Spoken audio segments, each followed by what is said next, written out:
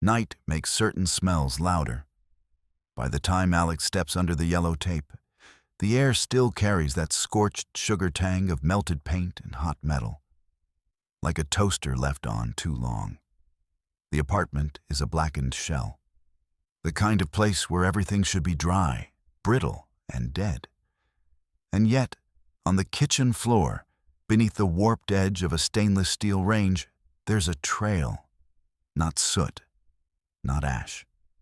A damp, almost clean ribbon, as if someone dragged a wet fingertip through a crime scene and the fire politely stepped aside. Tiny beads sit along it, round and stubborn, shining under the flashlight. They shouldn't be there. Not after heat like this. Not after gasoline and it all went up, like the guy on the curb keeps insisting. Alex crouches, watching one bead tremble.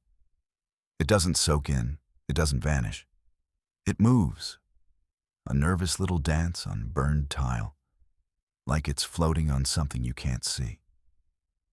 Alex isn't the kind of detective who kicks doors or throws punches. He's the kind who reads a room the way other people read faces. The angles of furniture, the pattern of soot, the way heat behaves when it thinks no one is watching. That habit cost him friends in the department. It also kept him alive. He came up through arson because he hated the easy stories. Electrical, accident, junkie with a lighter. He'd seen too many families swallow those words because they were convenient. Too many insurance reports that sounded neat on paper and rotted in real life. Tonight's case is supposed to be neat. On the curb outside, under a blanket and EMT tossed over his shoulders, sits a man named Ethan, early 30s. Hands still trembling, not from the cold. Los Angeles nights don't bite that hard, but from adrenaline and the fear of what comes next. His eyes keep flicking to the building as if expecting it to stand up and accuse him. "I spilled it," Ethan says for the third time, voice raw. Gaskin tipped, fumes, spark, boom.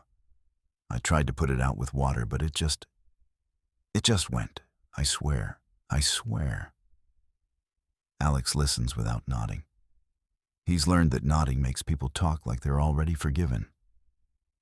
Beside Alex, Mara, fire marshal, clipboard, jaw like a locked drawer, clicks her pen hard enough to sound like a warning shot. "We don't have all night," she mutters. The chief wants a clean cause before sunrise. Media's already sniffing around. If this turns into a circus, it lands on my desk and yours. There it is. The pressure. Not from Ethan, from upstairs. A clean cause means a clean ending. Insurance paperwork, a press statement, a suspect who can be packaged into a sentence. Careless tenant sparks deadly blaze. Done. Alex looks back through the doorway at the kitchen. The steel range is warped, but the tile beside it has that damp trail, those beads that refuse to die. His brain keeps circling the same question like a dog worrying a bone. If the surface wasn't already insanely hot, water wouldn't behave like that.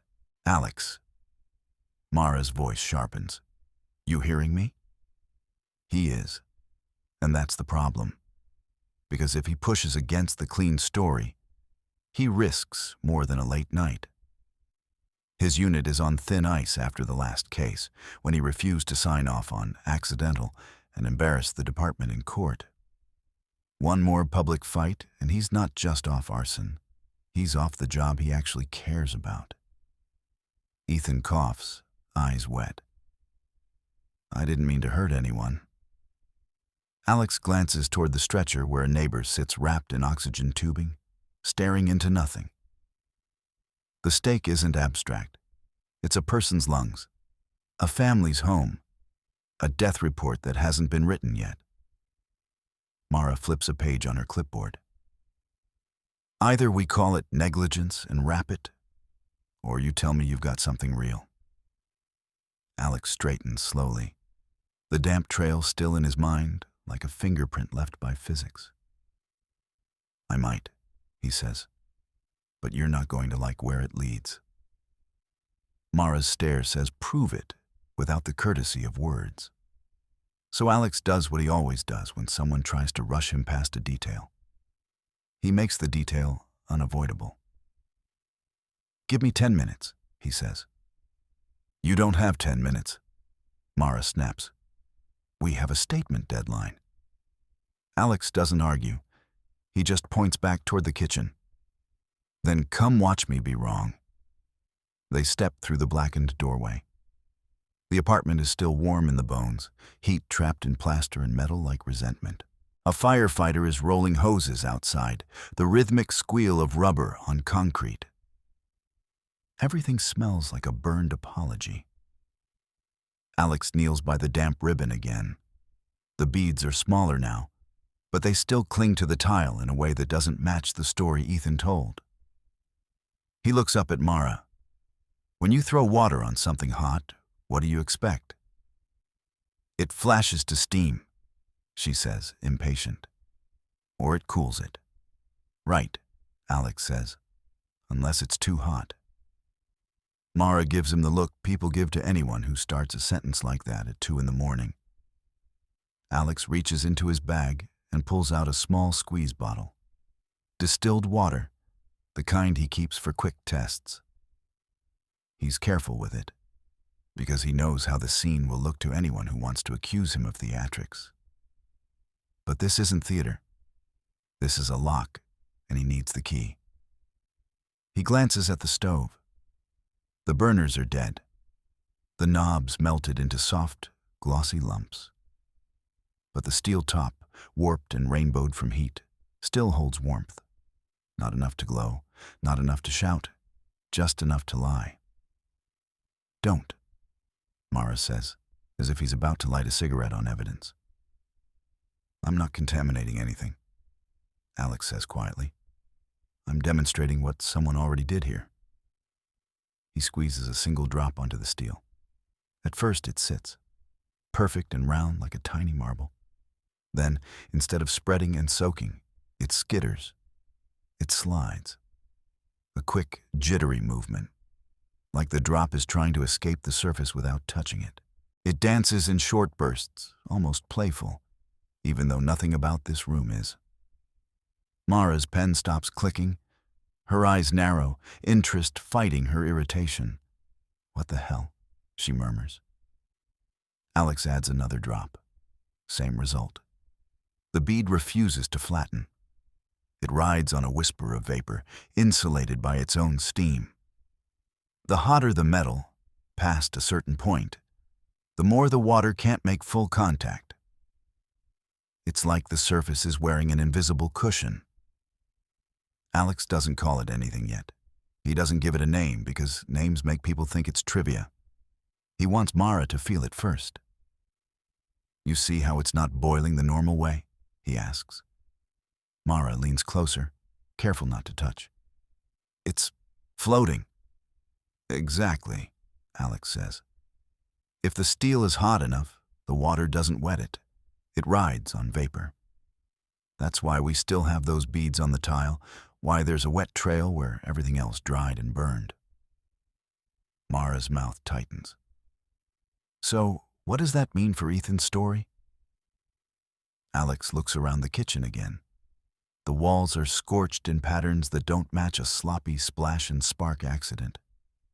The underside of the range is warped more than the top. Heat from below leaves different signatures than heat from above. "It means," Alex says, "that when water hit this area, the surface was already far hotter than it should have been in a normal, gasoline-ignited moment. Hot enough to make water skate instead of soak." Mara straightens, the weight of the implication settling on her shoulders. "Are you saying the fire started before he poured anything?" she asks. "I'm saying the heat was here first," Alex replies. "And if the heat was here first, then somebody had a reason to hide it." For a moment, the only sound is distant sirens fading into the city. Mara exhales through her nose. "This is going to blow up my report." Alex watches the last bead of water spin and vanish.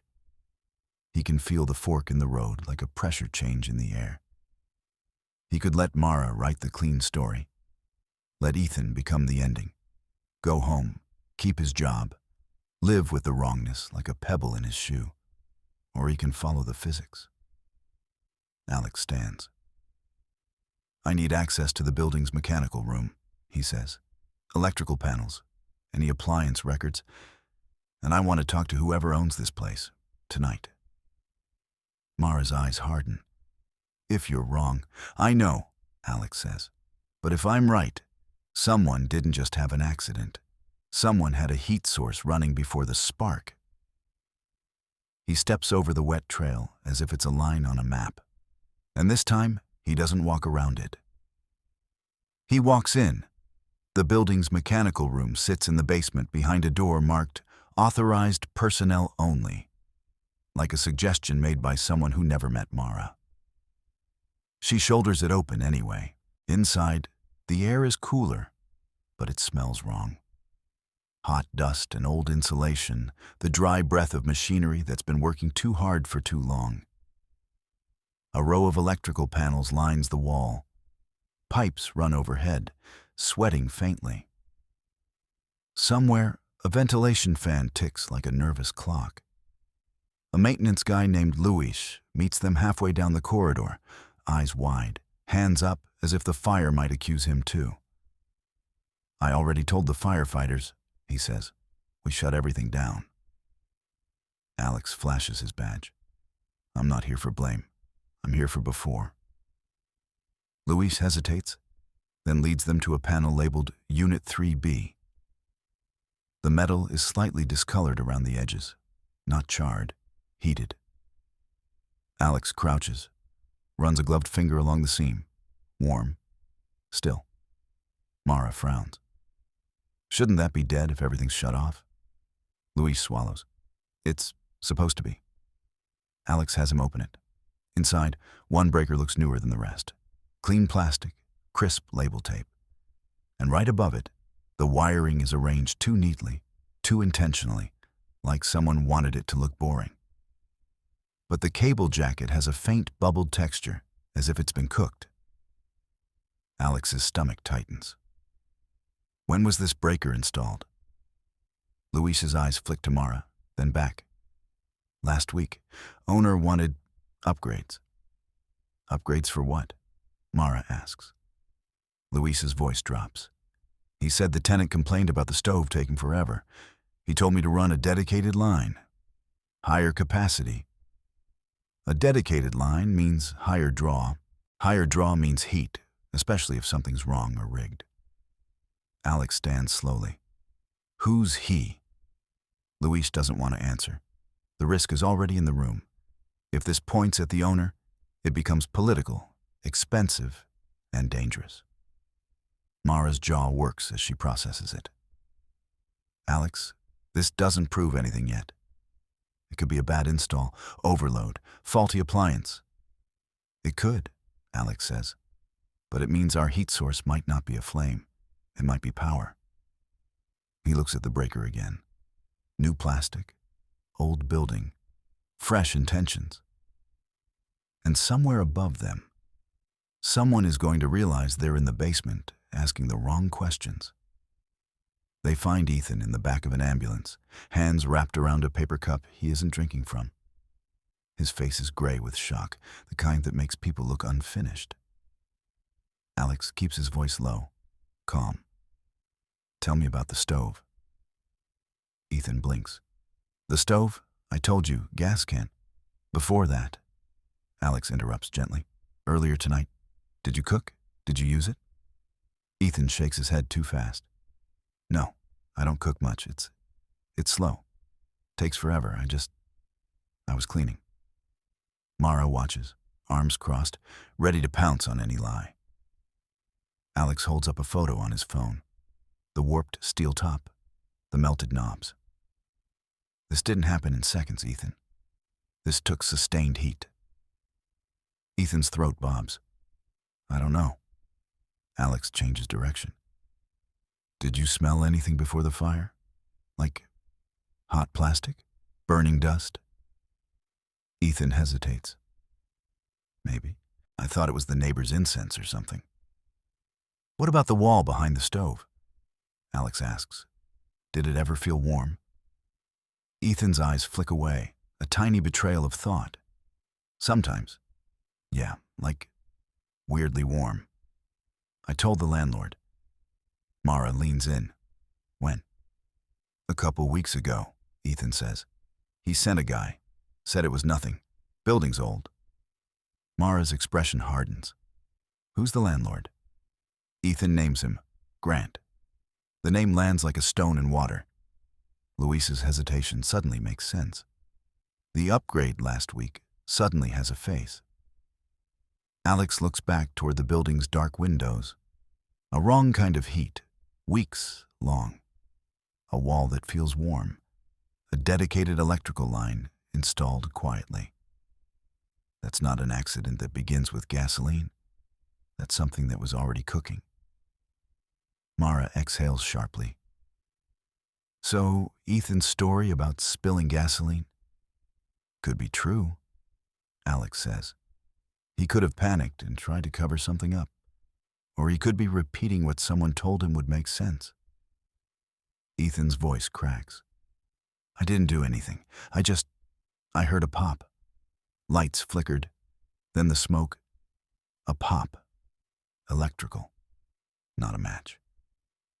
Alex nods once, like he's filing it away in a cabinet that's starting to overflow. Okay, he says. Then we're not looking for who lit a fire. He looks at Mara. We're looking for who built an oven inside the wall. Grant shows up at the scene like he owns the street, not just the building. Clean jacket, clean shoes, clean smile that doesn't touch his eyes. He steps under the tape without asking, and the patrol officer lets him, because confidence is a kind of credential in this city. Mara stiffens the second she sees him. You can't be in here. Grant spreads his hands. My tenants are my responsibility. I'm here to help and to make sure nobody starts throwing around imaginative theories. Alex feels it. The shift from investigation to confrontation. Heat meets pressure. Grant looks at Alex's soot-streaked gloves. Detective, I heard there's talk of some electrical conspiracy. Please tell me that's not what we're doing tonight. We're doing facts, Alex says. Your maintenance man said you ordered a dedicated high-capacity line for Unit 3B last week. Grant's smile doesn't change. I improve my properties. Tenants complain, I respond. That's what good owners do. Mara steps forward. Did you get permits? Grant's eyes slide to her clipboard. For a breaker replacement? In an emergency. You know how slow the city is. People want heat, cooking, lights. I didn't think you'd prefer my tenants sit in the dark. Alex watches him carefully.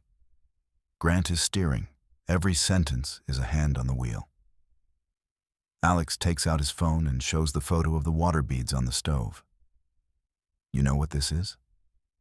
Grant glances, unimpressed. Water. It's water that didn't behave like water, Alex says. It skated, which means the surface was extremely hot before anyone poured anything on it. Grant's smile finally thins. Are you telling me you're charging a stove with premeditation? Mara's voice is flat. We're telling you there are signs of sustained heat and recent electrical work. Grant's gaze sharpens. Signs. He lets the word hang, then looks past them toward the cameras gathering at the edge of the scene. You understand what happens if you imply negligence on my part without proof? Lawsuits, panic. This building houses families. And one of those families is on oxygen right now, Alex says. Grant steps closer, lowering his voice, turning it intimate. Detective, I respect your passion, but you're not the only one with a career. If you turn this into a headline and it turns out to be a tenant spilling gasoline. He shrugs, a small, neat motion. You'll be the one who looks reckless. Mara's phone buzzes. She checks it, face tightening. Chief wants an update. Grant's smile returns, polished. Of course he does. In that moment, Alex understands the new opponent isn't just Grant. It's the machine that prefers simple endings. Grant is just the part of it with a face and a tailored jacket. Alex says, "We're going to need your contractor's name and your electrical records." Grant laughs softly. "You'll get everything through the proper channels." Then he turns and walks away, as if he already wrote the report. By dawn, the city has moved on to fresher emergencies. But Alex hasn't slept. He's in a fluorescent-lit substation office with Mara and a tired utility inspector named Kim, looking at load logs on a laptop that looks older than the building. Kim scrolls, eyes half-lidded. "Unit 3B had abnormal draw," she says, tapping the screen. "Not constant like a heater. Spikes, repeated, over days." Alex leans in. "Like an induction cooktop?" "Induction would cycle," Kim says. "But this is weird. It's like something was ramping up and down behind resistance." Mara rubs her temple. "Could a faulty line do that?" Kim shrugs. "Faulty lines usually trip. They don't politely spike for 2 weeks." Alex thinks of Ethan saying the wall felt warm, of the underside of the stove warped more than the top, of a heat source that wasn't a flame. Kim opens a photo folder from the fire scene, behind the stove where drywall was torn away by firefighters. There's a section of insulation that looks wrong. Not just burned, chemically altered, glassy in spots, as if it was cooked from within. Alex hears his own voice in his head. Someone built an oven inside the wall. Mara's phone buzzes again. She reads, then goes still. Internal Affairs is asking why you're requesting utility data without a formal warrant. Alex's stomach drops. Already? Mara looks at him. Grant called someone. Someone called someone. Now it's coming down. Kim closes the laptop halfway, suddenly wary. Am I supposed to be giving you this? Alex sees it all at once. The price of knowledge. The moment when being right becomes a liability. If he pushes, he risks his badge. Mara risks her position. Kim risks her job. And if Grant is hiding something bigger than code violations, if the heat source was intentional, then someone might risk more than paperwork to keep it buried. Outside the office window, the morning sun makes everything look harmless. Mara's voice is low. Alex, the chief wants this wrapped. He wants Ethan as the cause. Tenant negligence. We can be heroes and get buried, or we can be quiet and keep our pensions. Alex stares at the graph on the screen, those spikes like a heartbeat that shouldn't exist. Quiet means the next tenant moves into the same wall, Alex says, and the wall keeps cooking. Mara looks at him, anger and fear braided together. You don't know that. Alex meets her eyes.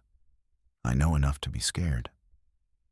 He takes the laptop, copies the log files onto a drive, and slips it into his pocket. The decision feels heavy, like picking up a hot pan with a thin towel. Mara watches him do it. That's evidence, she whispers. That's truth, Alex says. And if we wait for permission, it'll disappear. He stands, already feeling the target forming on his back. The price isn't paid later.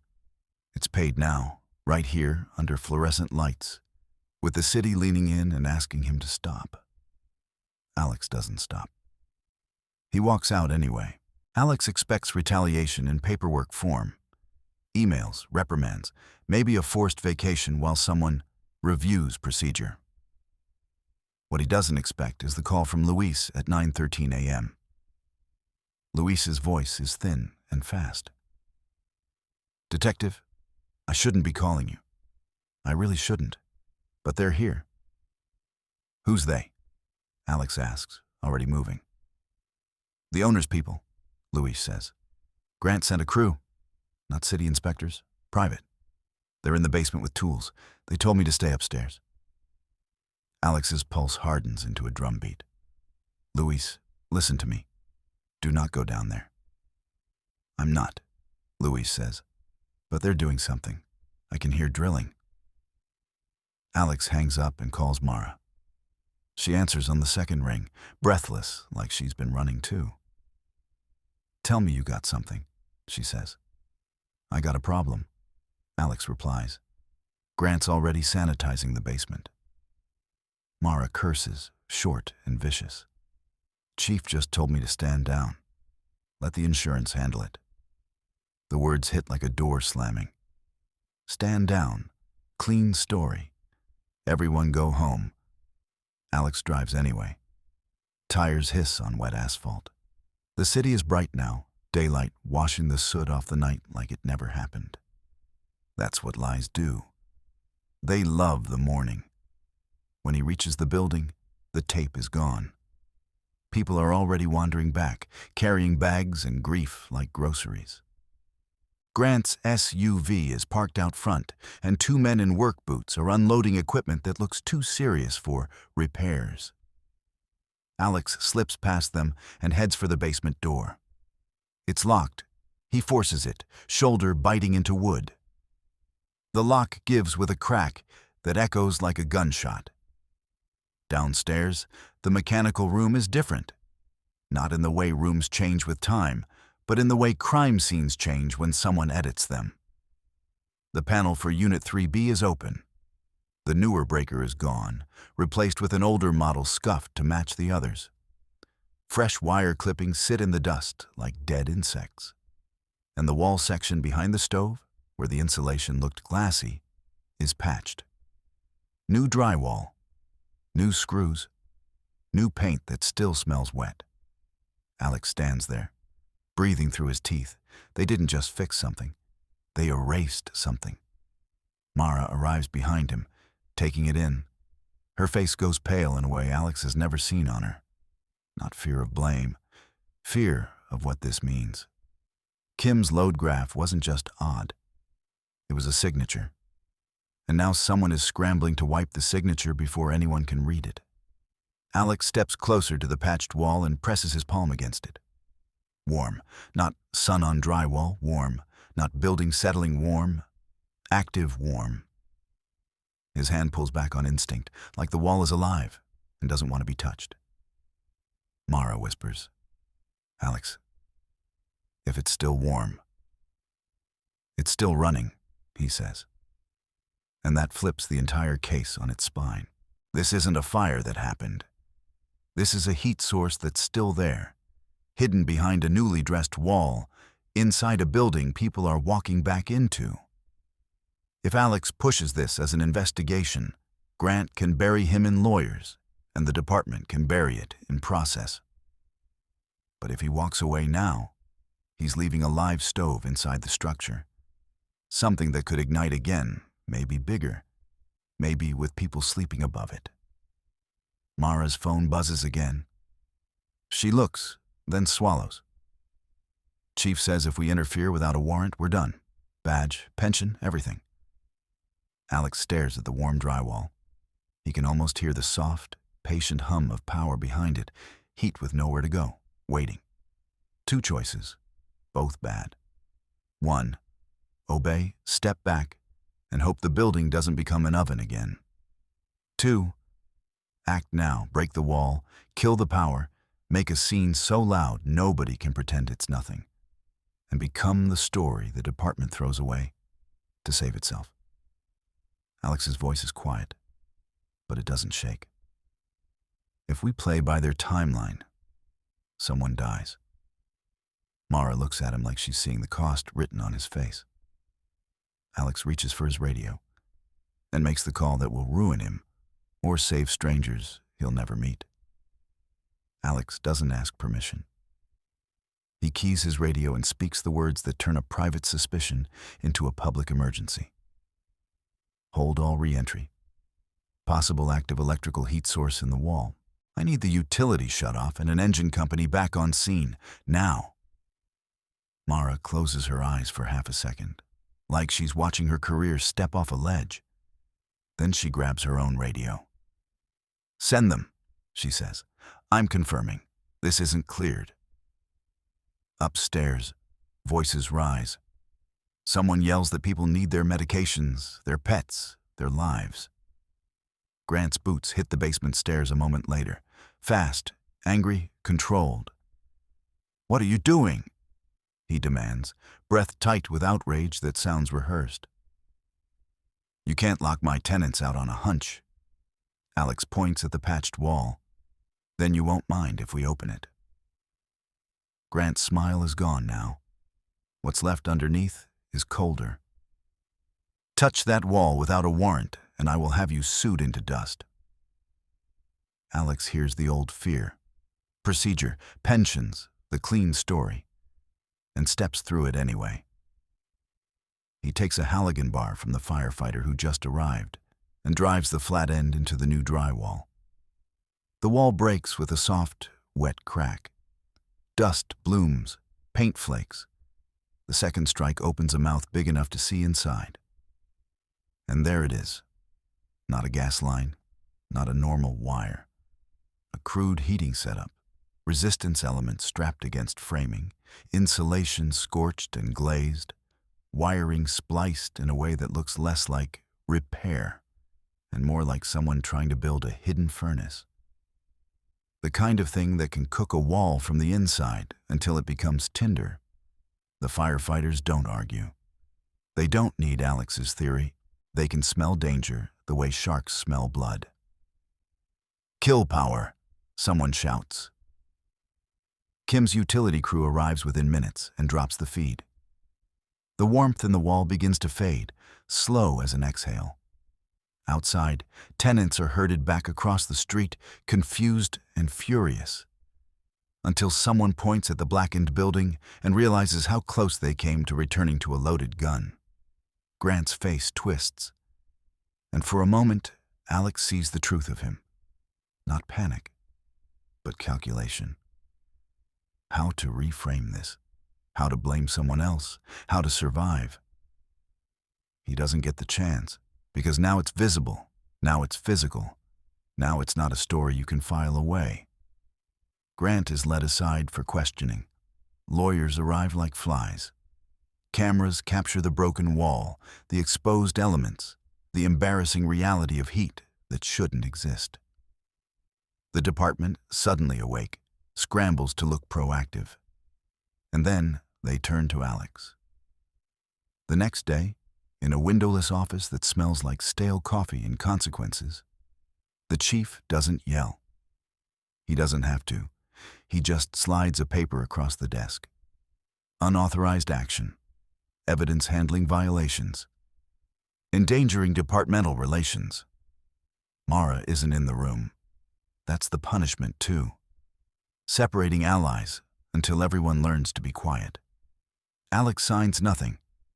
He hands over his badge anyway. He walks out into sunlight, feeling lighter in the worst way. Like something essential has been cut loose. Weeks later, he hears through Luis that the building stays empty, wrapped in inspections and lawsuits. Ethan is cleared of arson. The neighbor on oxygen goes home. Grant's name becomes a headline for a while, then a rumor, then a lesson other owners pretend they learned. Alex keeps the small squeeze bottle in his bag, not as a trophy, as a reminder that sometimes the smallest behavior, a bead of water refusing to die, can tell you the order of events better than any witness can. Because people can lie. Fear can lie. Money can lie. But heat leaves fingerprints. And if you learn how to read them, you don't just solve a case. You stop the next one from happening.